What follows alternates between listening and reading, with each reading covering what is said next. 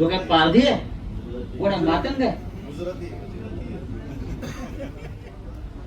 अच्छा, नवीन माहिती दिली. या देशामध्ये रोज 100 बँक फ्रॉड होत आहेत, किमान 1000 कोटी रुपये रोज. ते का पारधी आहेत का? ते काही राज्यातल्या गुन्हेगार जमात आहेत? त्यांना कधी हात लागला? या देशामध्ये आतापर्यंत गेल्या 12 वर्षांमध्ये बँकांचे पैसे बुडवणाऱ्या उद्योगपतींचे 1.25 लाख कोटी माफ केले, बुडवलेले पैसे. ते काय पारध्याना मिळाले का? कोणाला मिळाले? पण गुन्हेगार कोण ठरतोय? तर सामान्य माणसाला ताबडतोब राजकीय कार्य ऐकत नाही म्हटलं की ताबडतोब त्याला गुन्हेगार ठरवायचे. अशा प्रकारची एक नवीन राजकीय व्यवस्था त्या देशात निर्माण झालेली आहे. ही आपल्याला सगळ्यांना आज जे सुखात आहेत आणि मजा बघतायत त्यांना कळत नाही, त्यांच्या उद्याच्या पिढ्या सुद्धा याच्यामध्ये नष्ट होतात. आता आमचं सगळं भोगून झालं, आम्ही 25 वर्ष खातात. म्हणजे आम्हाला मी पुढल्या पिढीचा विचार करतोय, त्यासाठी आम्ही संघर्ष. आम्हाला काय मिळवायचं? त्यातले अनेक लोक कधी आमदार होते, कधी खासदार होते, काही नेते होते, सगळे आपापल्या जीवन जगून झालेले. पण तुमच्या पुढल्या पिढीला जर जगायचं असेल तर आधी निर्भयपणे बोलायला शिका. आजही लोकांना निर्भयपणे बोलता येत नाही. मग अशी भोसले तुम्ही म्हणालात की पोलिसांसमोर मला तेव्हा बोलता येत नव्हतं, मी कसा, आजही कोणाला इथे निर्भयपणे बोलता येत नाही. आणि त्यासाठी आपल्याला हा देश स्वतंत्र झाला म्हणजे काय झालं? तो काय मूक राहून झाला नाही ना. आम्ही बोललो, आमचे पूर्वज बोलले, महात्मा गांधी बोलले, पंडित नेहरू बोलले, सगळेच बोलत आहे. आणि त्या स्वातंत्र्याच्या लढ्यामध्ये ज्याला तुम्ही गुन्हेगार जमाती समजता ते लोक मोठ्या प्रमाणात होते. हे सगळे लोक स्वातंत्र्याच्या लढ्यामध्ये, तुम्ही बघा माथेरानचा स्वातंत्र्याचा लढा तो तिथे झाला, त्यात कोण होते? आदिवासी समाज मोठ्या प्रमाणात या देशाच्या स्वातंत्र्य लढ्यामध्ये, आणि तो देशभरामध्ये. तुम्ही ज्यांची नावं घेता, मग बिरसा मुंडा असेल किंवा हे सगळे आदिवासींचे जे पुढारी होते या महाराष्ट्रातले सुद्धा, हे सगळ्या देशाच्या स्वातंत्र्याच्या लढ्यामध्ये होते. आणि स्वातंत्र्याची किरणं त्यांच्यापर्यंतच पोहोचली नाही. ही या देशाची आजची आपली स्थिती आहे. आणि तरी या देशामध्ये आजही धनंजय थोरासारखे कार्यकर्ते निष्ठेने काम करतात, हे सुद्धा तितकंच महत्वाचं आहे. तरी ही जी प्रक्रिया आहे कार्यकर्ता घडण्याची आणि घडवण्याची, ही या मातीमध्ये, या पाण्यामध्ये, इकडल्या महाराष्ट्राच्या, आणि शेवटी ते आतून सुद्धा यावं लागतं. अनेक लोक आहेत. उल्हास दादा हे कार्यकर्ते, नेते झाले, आमदार झाले, युवक काँग्रेसचं नेतृत्व यांनी केलं. रामदास फुटाणे त्यांच्या लेखणीच्या माध्यमातून मग विधिमंडळात ते गेले. मोहन जोशी किती वर्ष काँग्रेसचा झेंडा घेऊन ते फिरतायत. आहेत ना, झेंडा काय ना खांद्यावर, निवडणुका लढताय, झेंडा पण काय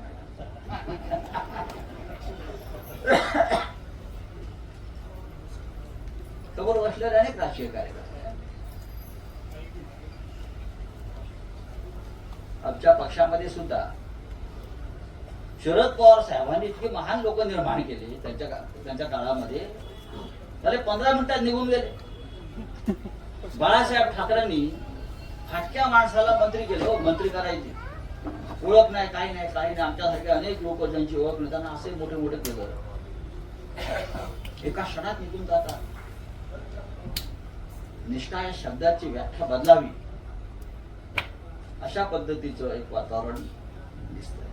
आणि म्हणून मी जेव्हा म्हटलं की धनंजय थोरात यांच्या कार्यक्रमाला मला काय यायचं आहे, की अशा कार्यकर्त्यांकडून, अशा कार्यक्रमातून निदान लोकांपर्यंत पोहोचावं की 20-25 वर्षापूर्वी धनंजय थोरात सारखे कार्यकर्ते समाजामध्ये होते आणि आजही त्यांचा स्मरण ठेवणारा आणि त्यांच्या नावानं काम करणारा एक मोठा वर्ग या पुण्यामध्ये आहे,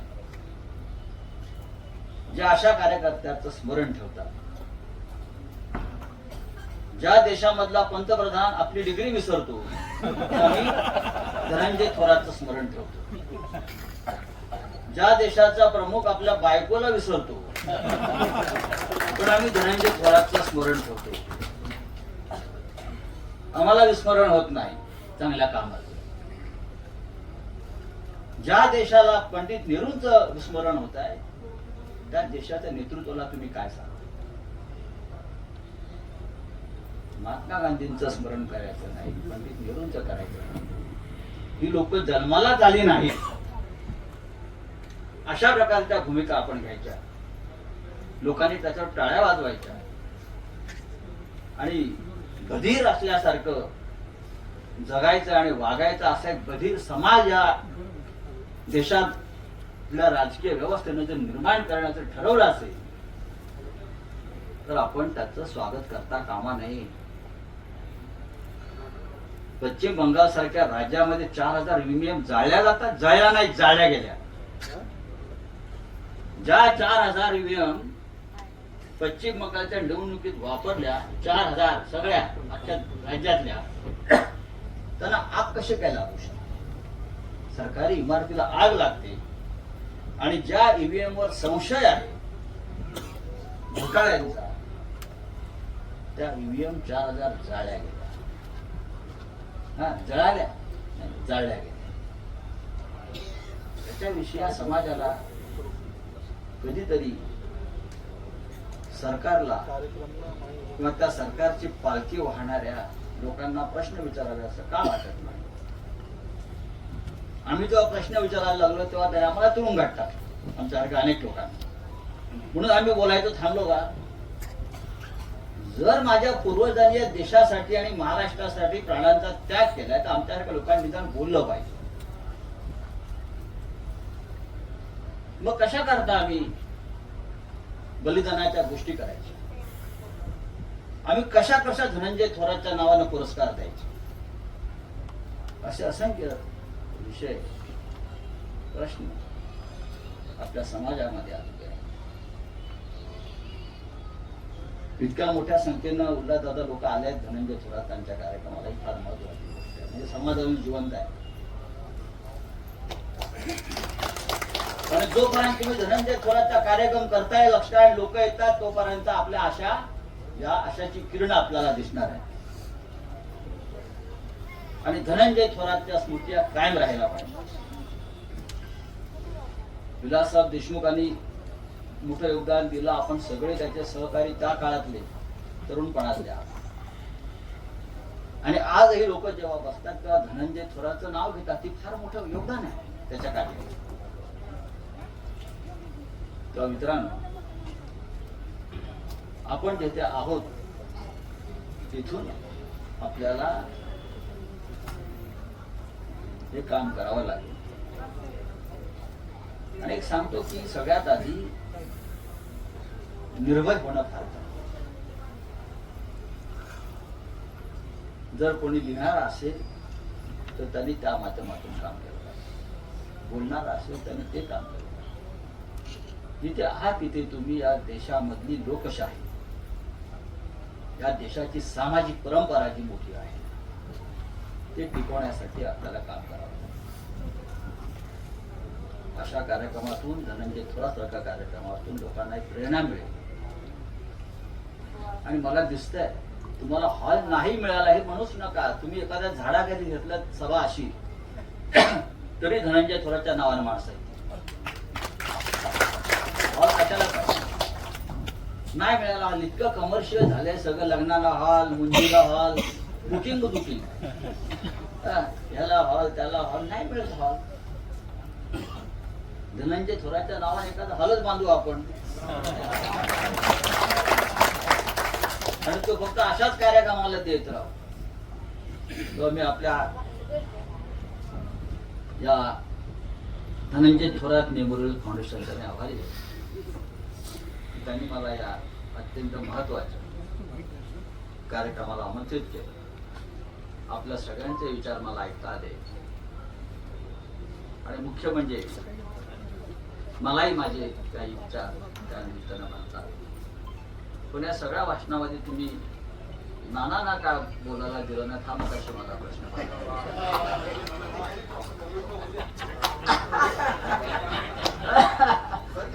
मला प्रश्न पडला हा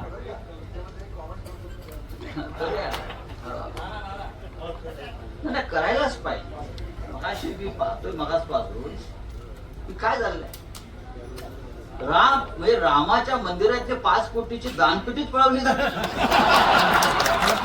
काय चुकीच्या गोष्ट आहे म्हणजे मला प्रश्न पडला की काय आम्ही बघा, राम जन्मभूमीच्या आंदोलनातला मी एक कार्यकर्ता, माझ्यावर सीबीआयची केस आहे. मी सीबीआयच्या समोर 4 वेळा त्या लिबरल आयोगासमोर उभा राहिलेला माणूस आहे. सातत्यानं मी त्या आंदोलनामध्ये होतो. आम्ही एका फक्त संघवालेच नव्हते का भाजपवालेच नव्हते हो, आम्ही होतो. आम्ही गेलो, चार्जशीट मध्ये नाव आहे माझं. हे राम मंदिर तुम्ही उभं केल्यावर ठीक आहे, रामाच्या समोरची दानपेटी त्यातले 5 कोटी रुपये गायब होतात आणि ज्या प्रधानमंत्री त्या काळात 9 दिवस व्रत कैवल्य करून त्या गाभाऱ्यात बसले होते, उपवास तपास करत, भस्म लावून, चंदन लावून, ते 5 कोटी गेले रामाच्या पुढ्यातले. त्याच्यावर बोलायला तयार नाही. अत्यंत महत्वाचं ते का पारदी आहेत का तो? 5 कोटीची दानपेटी रामाची चोराल्याच्या पारदी आहेत का? पण कोणाला काय वाटलं, सगळे जय श्रीराम जय श्रीराम जय श्रीराम. अरे रामाची दानपेटी 5 कोटीची चोरी लागली. सीसीटीव्ही फुटेज डिलीट करून टाकले त्यावेळेचे. सीसीटीव्ही फुटेज मध्ये दिसताय कोण चोरताय. ब्रजभूषण शरण सिंग सारखा बाहुबली सांगतो माझ्याकडे माहिती आहे, पण मी जर नाव घेतलं तर ती मोठी माणसं आहेत. माझ्या भाजपचा खासदार सांगतोय ब्रजभूषण शरण सिंग, बाहुबली म्हणून त्याचं नाव आहे, दबंग. तो सांगतोय की जर मी काही बोललो तर ती मोठी माणसं आहेत, माझा जीव घेतील. म्हणजे रामाला कोणी घेरलंय, कोणी माफियाने, दहशतवाद्यांनी. प्रत्येक वेळेला अयोध्येला धोका आहे दहशतवाद्यापासून, पाकिस्तानच्या. पण पेटी तर दहशतवाद्यांनी चोरलेली नाही. कोण आहे दहशतवादी, कुठून आले? जरा प्रश्न विचारायला शिका. कधी दिसली हे राज्यकर्त्यांची माणसं इथे आसपास, त्यांना विचारा. जय श्रीरामच बोलायचं, पण रामाच्या 5 कोटीच्या पेटीचं काय? मारुती कांबळेचं काय झालं?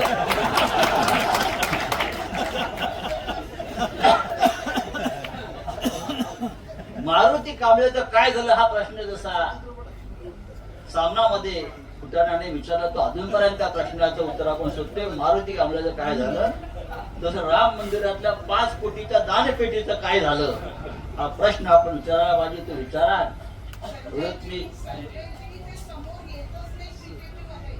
त्यांच्या घरात आपण घुसलं पाहिजे. हे डरपोक लोक आहे. अरे मला बघून ते सगळे मंत्री बिंत्री भाजप पार्लमेंटच्या लॉबीत नुसती पळापळ होती. नुसतं मी जात असलो नजर ते का एक त्या सरकला इथे सरकला, मग माझा रस्ता मोकळा होतो.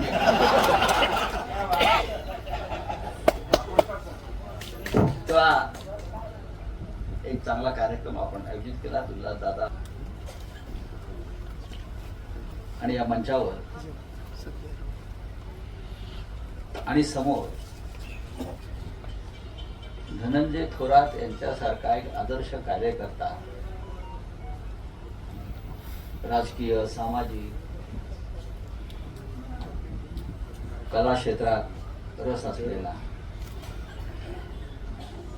त्याचं स्मरण ठेवून इतक्या वर्षानं सुद्धा एका कार्यकर्त्याचं स्मरण ठेवणं, त्याच्या मित्रांनी, त्याच्या सहकार्यांनी आणि यासाठी जमणं, ही अजूनही समाजामध्ये कृतज्ञता आहे. आणि अजूनही समाजामध्ये चांगली माणसं आहेत हे दाखवणारा हा कार्यक्रम. उल्हासदादा पवार, रामदासजी फुटाणे, अशोक घेवरे, मोहनदादा जोशी, आमचे मित्र महाराष्ट्र टाइमचे संपादक पराग करंदीकर, त्यानंतर त्यांना पुरस्कार मिळालेले असे नामदेवराव भोसले, मुश्ताक पटेल, संगीतकार डॉक्टर सलील कुलकर्णी नायर, त्यांच्या मातोश्री रेखा कुलकर्णी, आणि माझ्यानंतर ज्यांचं महत्वाचं भाषण होणार आहे ते युवराज शहा.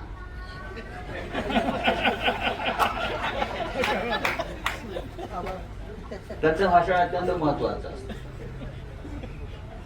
अनेकदा आम्ही पुण्याला येतो ते त्यांच्यासाठीच येतो. काल त्यांनी रात्री त्यांच्या संस्थेमध्ये लोकांना जेवायला बोलवलं होतं आणि आम्हाला घेवरे साहेब होते, 50-60 लोकांसमोर त्यांनी 1.5 तास भाषण केलं. नाही, सर्व म्हणजे एकदम सर्वसमावेशक कार्यक्रम होता. डॉक्टर सतीश देसाई समोर दिसले मला मगाशी. आहेत, हा ते सुद्धा होते, आहेत ना, टिकले काँग्रेस पक्षात किंवा हा. आणि मग त्या युवराजने फार चांगलं मार्गदर्शन केलं सगळ्यांना. मग त्यांनी सुधीर गाडगिळांविषयी आम्ही चौकशी केली. तर गाडगिळांना का बोलवलं नाही? म्हणजे गाडगिळ सध्या फार बाहेर जात नाही. आणि मग त्यांनी सतीश देसाईंना जे मार्गदर्शन केलं त्याचं जे रेकॉर्डिंग केलं असतं, म्हणजे पुण्यभूषण पुरस्कार कोणाला द्यायला पाहिजे त्याच्याविषयी त्यांनी उत्तम मार्गदर्शन. असो, कार्यक्रम जरी आदर्श कार्यकर्त्यांचा सोहळ्याचा असला तरी सुद्धा इथे व्यासपीठावर बसलेले जे सगळे प्रमुख वक्ते आणि आहेत समोर, ते अत्यंत महत्वाचे. आणि प्रत्येकाने प्रत्यक्ष अप्रत्यक्ष अनेक विषयांवरती आपल्या भूमिका मांडल्या. CIDचे माजी प्रमुख त्यांनी काही मला सूचना केल्या की मी चिमटे कसे काढावे. मी चिमटे काढतच नाही, मी हल्लेच करतो.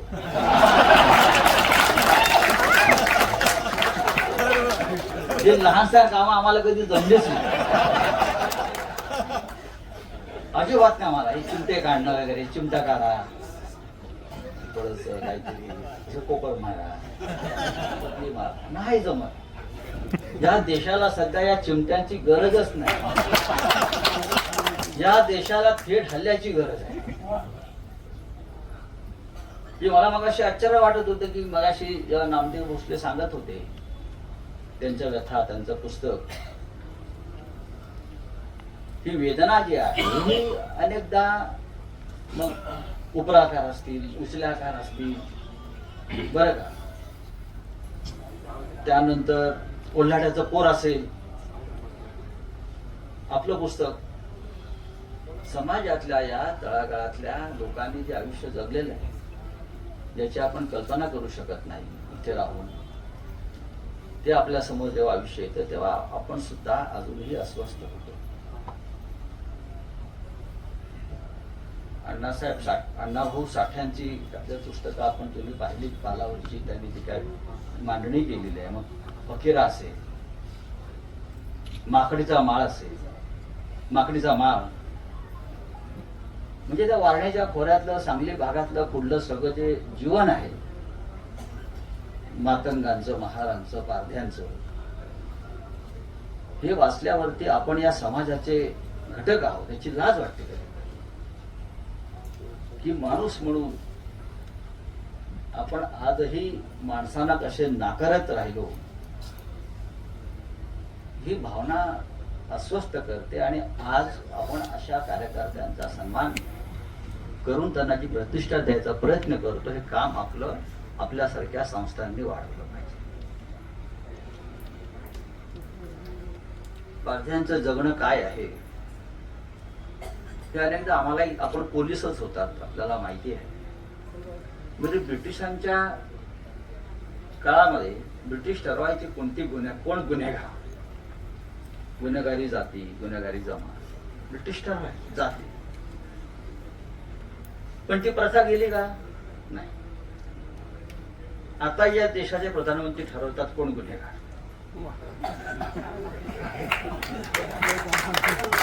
या देशाचा राज्यकर्ता ठरवतो कोण गुन्हेगार, कोणाच्या मागे ईडी लावायची, ते ठरवणार कोण चोर. आता हे पारधी समाजाचे लोक त्या काळामध्ये ज्या पद्धतीने जीवन जगले,